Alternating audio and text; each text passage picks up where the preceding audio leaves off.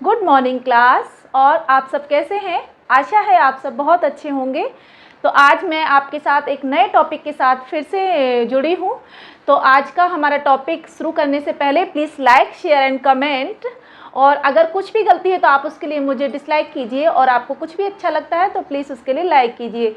तो चलिए शुरू करते हैं हमारे आज की टॉपिक को। आज का जो मेरा टॉपिक है वो है जीन पियाजे। अभी पिछली कक्षाओं में हमने बहुत बड़े बड़े मनोवैज्ञानिकों को पढ़ा है, और उनको पढ़ने के बिना हम जीन पियाजे को तो नहीं समझ सकते।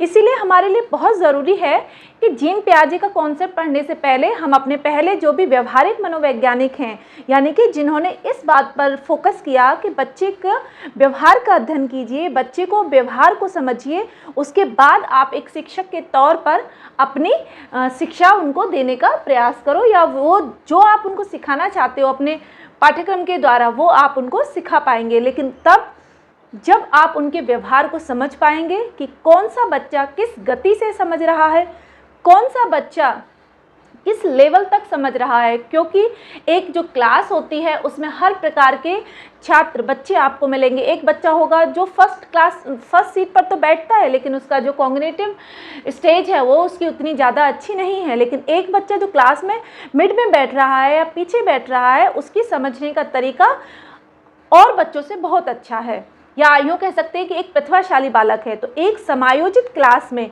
एक शिक्षक उचित व्यवहार तभी कर पाएगा जब उसे अपनी क्लास के हर एक बच्चे के बारे में पता होगा कि मेरा कौन सा छात्र किस प्रकार की गति से सीखता है, और मैं कौन सी ऐसी बातों को फोकस करूं कि मैं अपने बालकों को अच्छी प्रकार से कक्षा में अध्यापन दे पाऊं, जिससे कि वो उनका जो लर्निंग प्रोसेस है वो बहुत ज़्यादा बढ़ता रहे, डे बाय डे चलता रहे। तो चलिए शुरू करते हैं हमारे आज के टॉपिक को। सबसे पहले जीन पियाजे के बारे में मैं आपको बता दूं, ये व्यवहारिकवादी मनोवैज्ञानिक नहीं है। ठीक है, आपको ये बात पता होनी चाहिए कि जीन पियाजे व्यवहारिक मनोवैज्ञानिक नहीं है। जीन पियाजे कैसे मनोवैज्ञानिक हैं? वो विकासात्मक मनोवैज्ञानिक है। पहली बात है, यहाँ मैं लिख नहीं पाई, विकासात्मक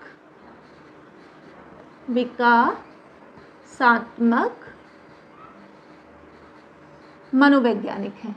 ठीक है बच्चों, चलो अब इनके बारे में और चीज़ें जानने से पहले हम इनके थोड़ा जीवन के बारे में जान लेते हैं। इनका जो जन्म हुआ है वो 9 अगस्त 1896 को, और जो इनका डेथ डे है वो है इनका 16 सितंबर 1980। ठीक है, इनकी जो मदर थी वो बहुत ही इंटेलिजेंट लेडी थी। तो कहते हैं कि अगर आपके पेरेंट्स के अंदर बहुत ज़्यादा बुद्धि है तो कहीं ना कहीं उसका जीन में वो चीज़ें आती हैं। तो इनकी जो मदर थी वो बहुत ज़्यादा इंटेलिजेंट, बहुत ही सुलझी हुई महिला थी। इनके पिता एक बहुत बड़े प्रोफेसर थे। तो अपने माता पिता को देखते हुए जो जैसा इनका बचपन बीता, उस हिसाब से इन्होंने अपने लर्निंग जो टाइम था, इनका जो सीखने का जो समय था, बहुत अच्छे से व्यतीत किया, और अपने दिमाग के स्तर को इन्होंने बिल्कुल ज्ञानात्मक अध्ययन पर पहुंचाया। ठीक है, दूसरी चीज़, इनको जो राष्ट्रीयता थी इनकी वो थी स्विट्ज़रलैंड। ठीक है, ये कहाँ के निवासी थे? स्विट्ज़रलैंड के। मनोवैज्ञानिक कैसे हैं ये? विकासात्मक। चलिए, 3 चीज़ें हो गई इनके बारे में। ये है विकासात्मक मनोवैज्ञानिक, जन्म मृत्यु हो गई, इनका थोड़ा सा फैमिली बैकग्राउंड हो गया, इनकी राष्ट्रीयता पता चल गई। अब जो इम्पोर्टेंट फैक्टर है इनके बारे में, जो हमें हमारे जो हमें हमारे एग्ज़ाम के लिए बहुत ज़रूरी है जानना, वो ये कि जीन पियाजे ने शिक्षा के क्षेत्र में, लर्निंग के क्षेत्र में क्या कॉन्सेप्ट दिया।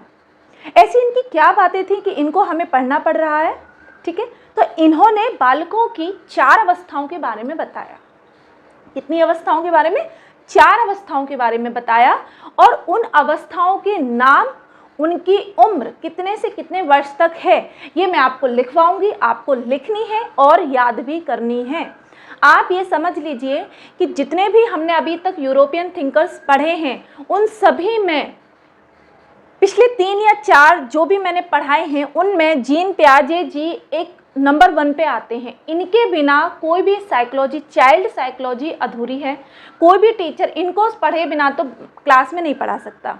तो आपको अपने एग्जाम की तैयारी करने के लिए इनके कॉन्सेप्ट को समझना है, ठीक है। इन्होंने जो विकास की जो छात्रों की अवस्थाएं बताई, एक बालक की, छात्रों की नहीं, एक छोटे बच्चे की विकास की जो अवस्थाएं बताई वो 4 बताई।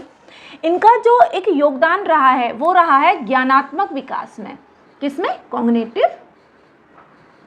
कॉग्निटिव डेवलपमेंट में, ठीक है। थ्योरी कौन सी है इनकी? संज्ञानात्मक विकास की थ्योरी, मीन्स कॉग्निटिव डेवलपमेंट,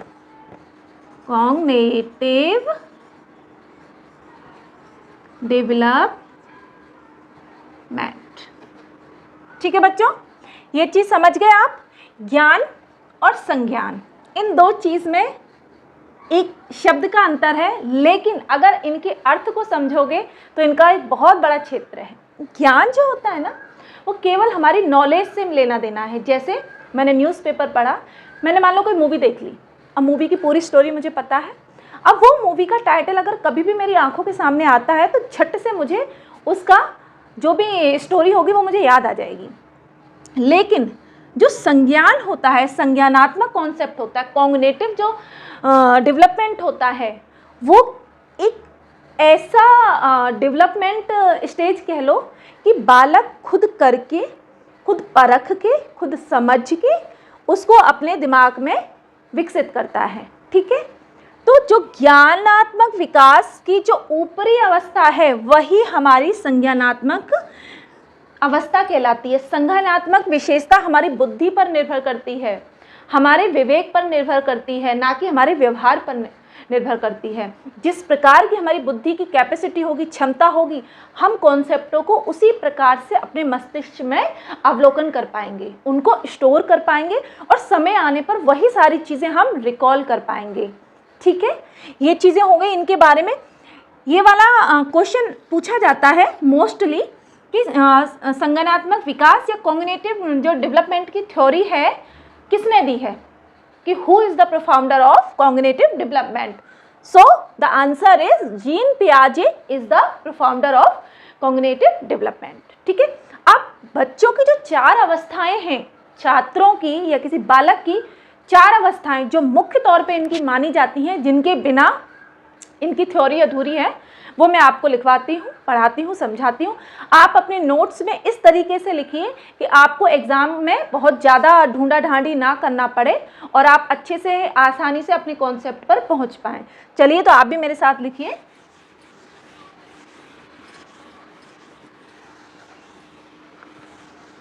बालक की 4 अवस्थाएं, हेडिंग है बालक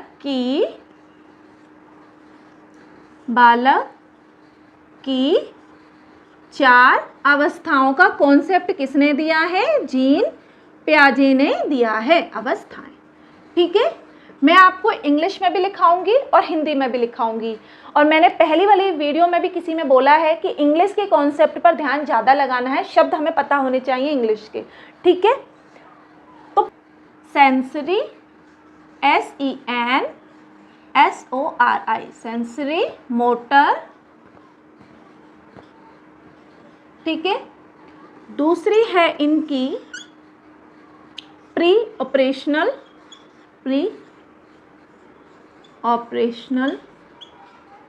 स्टेज। थर्ड है इनकी कंक्रीट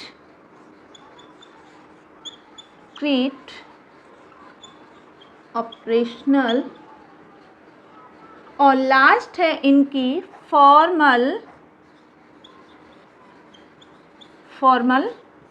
ऑपरेशनल एज,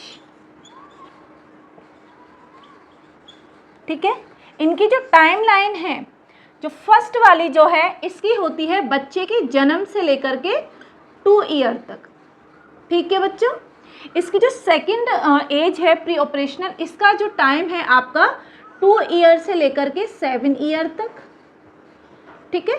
इसका जो थर्ड है वो है आपका 7 से, तीसरी अवस्था जो इन्होंने दी है वो है इनकी 7 ईयर से लेकर के 12 ईयर तक, ओके। और जो लास्ट वाली है वो है इनकी 12 से ऊपर, ठीक है, 12 से ऊपर इनकी अवस्था है, एवब या 19 ईयर तक आप मान सकते हो, नहीं मानना क्यों है ना,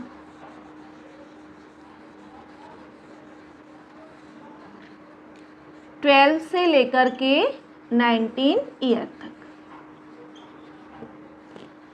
ठीक है, यह हो गई बालक की 4 अवस्थाएं। क्या बताई है इन्होंने? 4 स्टेज क्या बताई है? सेंसरी मोटर स्टेज, दूसरी है प्री ऑपरेशनल स्टेज, थर्ड है कंक्रीट ऑपरेशनल स्टेज और चौथी है फॉर्मल ऑपरेशनल स्टेज, जो 12 ईयर से 19 ईयर्स तक मानी जाएगी। अब इनके हिंदी नेम भी हमें पता होने चाहिए। ठीक है, तो मैं इनके हिंदी नाम भी लिख दे रही हूँ।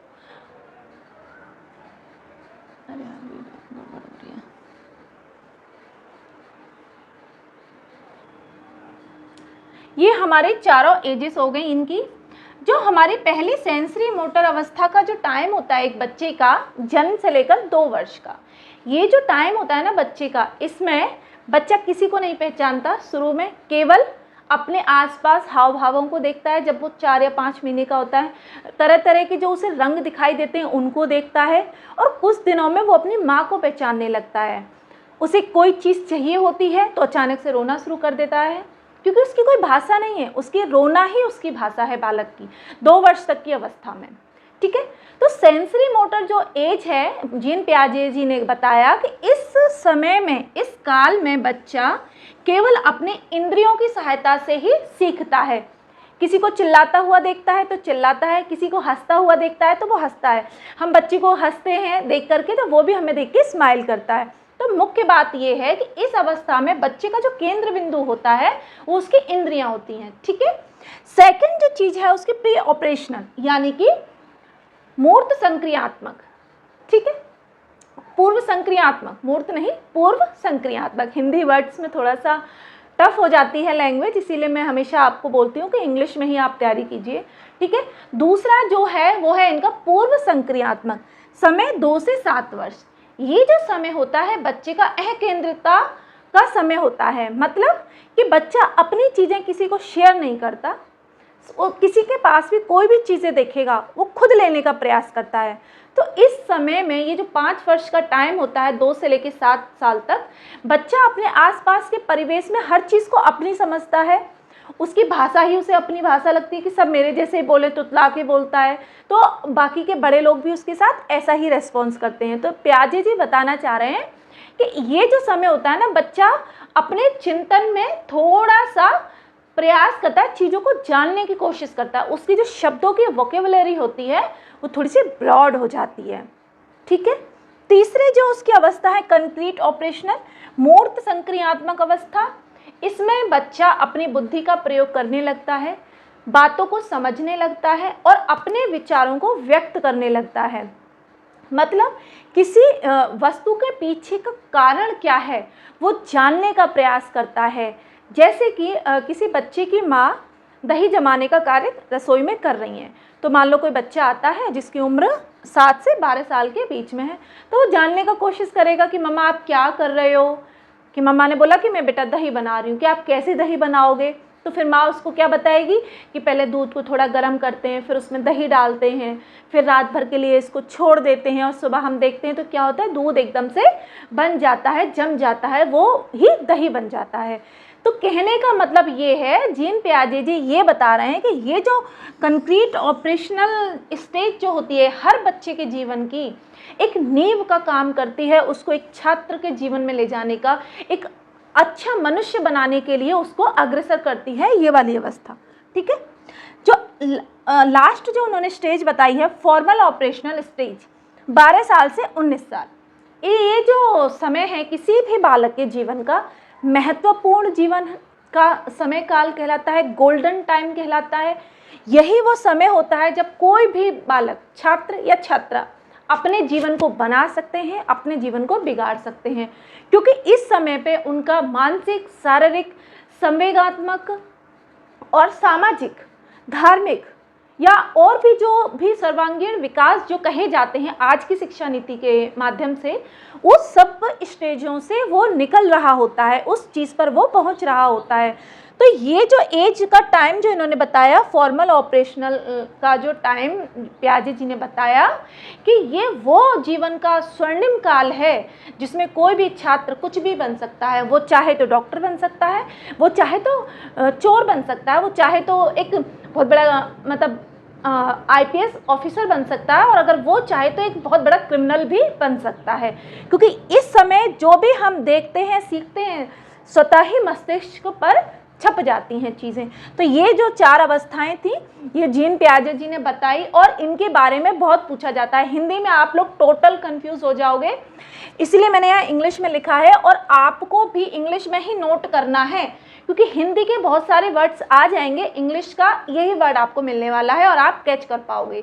ठीक है, मैं दोबारा एक बार रिपीट कर देती हूँ। फर्स्ट स्टेज जो इन्होंने बताई है वो सेंसरी मोटर स्टेज है, दूसरी प्री ऑपरेशनल स्टेज है, थर्ड कंक्रीट ऑपरेशनल स्टेज है, और लास्ट है फॉर्मल ऑपरेशनल स्टेज। ठीक है, मैं यहाँ पे लिख दे रही हूँ स्टेज, यानी कि अवस्था, ये जो है अवस्थाएं। ठीक है, चलिए इतना सारा कुछ हुआ, समझ में आया। अब एक और इम्पोर्टेंट चीज़ इनके बारे में जो इनकी थ्योरी में हमें मिलती है, और हमारे टेट में, कोई भी स्टेट का टेट हो, या आपका TGT है, PGT है, साइकोलॉजी से, या आपका एजुकेशन से, मोस्टली पूछा जाता है कि जो स्कीमा का जो सिद्धांत है, स्कीमा का जो सिद्धांत है वो किसने दिया है। ठीक है, SCHEMA, स्कीमा की जो थ्योरी है किसने दी है, तो किसने दी है, जीन पियाजे ने दी है। ठीक है, एक पूछा जाएगा अनुकूलन,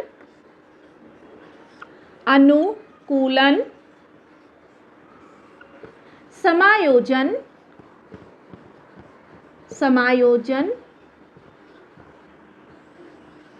अनुकूलन, समायोजन, और एक है आपका आत्मसातीकरण,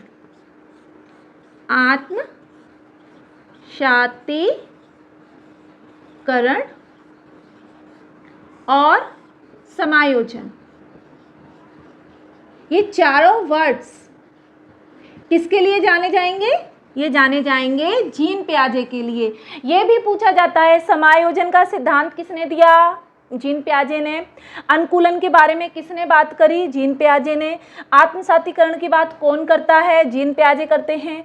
समायोजन की बात कौन करते हैं, जीन पियाजे करते हैं। स्कीमा की थ्योरी किसने दी है, जीन पियाजे जी ने दी है। अब इन चारों हिंदी वर्ड्स की इंग्लिश भी मैं आपको लिख दे रही हूँ, ठीक है, उससे आपको आसानी होगी। ओके,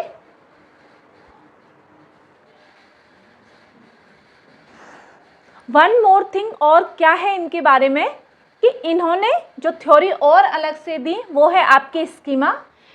क्वेश्चन ऐसे बनता है कि स्कीमा का कॉन्सेप्ट किसने दिया, तो स्कीमा का जो कॉन्सेप्ट दिया है वो जीन पियाजे जी ने दिया है। आत्मसातीकरण, समायोजन या संतुलन, ये शब्द किसकी थ्योरी में आएंगे, ये शब्द भी जीन पियाजे की थ्योरी में ही आएंगे। ठीक है, इनके इंग्लिश नेम भी लिख लेते हैं। आत्मसातीकरण यानी कि आप क्या कर रहे हो, किसी भी चीज़ों को ऑब्जर्व कर रहे हो। समायोजन कर रहे हो यानी कि आप एडजस्टमेंट कर रहे हो, ठीक है। संतुलन कर रहे हो आप किसी चीज़ का, आप क्या कर रहे हो, उसका बैलेंस बना रहे हो। ओके, ठीक है, ये चीज़ें भी हो गई। अब एक और जो टॉपिक बचता है इनके बारे में वो है इनकी बुक्स के नेम। तो इनकी जो बुक्स के नेम है वो बहुत ज़्यादा नहीं पूछे जाते, 2-3 हैं, उनको मैं आपको लिखा दे रही हूँ, आप उनको भी लिख लेना। ठीक है, तो चलिए इनकी बुक्स के बारे में भी लिख लेते हैं, और आप अपने नोट्स बहुत अच्छे से बनाइएगा, ये आपको जीवन भर काम देने वाले हैं। ठीक है, चलिए इनकी बुक्स के नेम लिख लीजिए। बुक्स, ये 2 इनकी बुक्स के नेम हैं, the moral judgement of the child, the language and the thought of the child. This is most important books. ठीक है, इससे ज़्यादा कुछ नहीं पढ़ना है, यही 2 बुक्स बार बार पूछी जाती हैं। तो ठीक है, आज की क्लास में हमने जीन पियाजे जी को कवर किया है, और आने वाली क्लासेस में हम बाकी जो भी हमारे थिंकर्स बचे हुए हैं हम उनको जल्दी से ख़त्म करेंगे, और फिर इनका जो भी साइकोलॉजी के और जो चीज़ें हैं उनको हम धीरे धीरे शुरू करेंगे। तो आई होप आपको सब कुछ समझ आया होगा। तो आज की क्लास को हम यहीं पर वाइंड अप करते हैं। Okay bye.